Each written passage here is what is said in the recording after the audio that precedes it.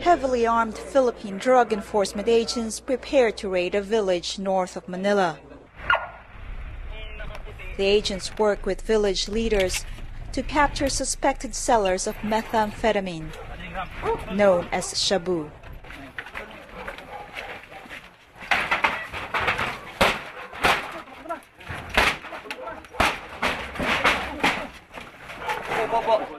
The teams catch 4 men with methamphetamine.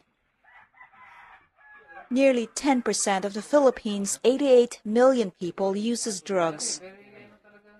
The United Nations says it has the highest incidence of methamphetamine use in the world. It's obvious that the country has been targeted by transnational organized crime groups. Jeremy Douglas runs the United Nations program to monitor the spread of synthetic drugs. He says in some countries, shabu is more widespread than heroin and cocaine. But the price of shabu in the Philippines is rising, and it is harder to find. This addict says some shabu sold here is mixed with other substances, such as toilet deodorizer. In the past, you get quality shabu. You only need a small amount because they didn't mix it with other substances. Now you can buy pure shabu, but it's expensive. Halting the trade in shabu and other drugs has become a top priority for the Philippines. Dionisio Santiago is the chief of the Philippine Drug Enforcement Agency. Who will not consider it as a national security threat? These young people, they will be the next leaders of the country.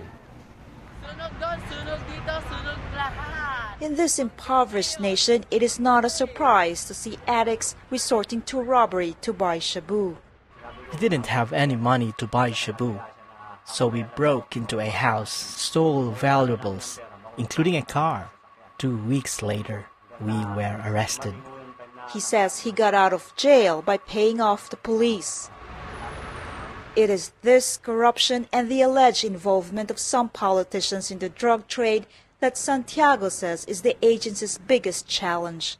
The Philippines, he says, is in danger of becoming a narco-state. Based on the information that we are getting, we are very much near to it. Or maybe somebody even said that we are into it. If this happens, the fear is that drug dealers and security forces may soon be fighting a war openly in Philippine cities. With producer Pros Laput, Heather Baron for VOA News, Manila.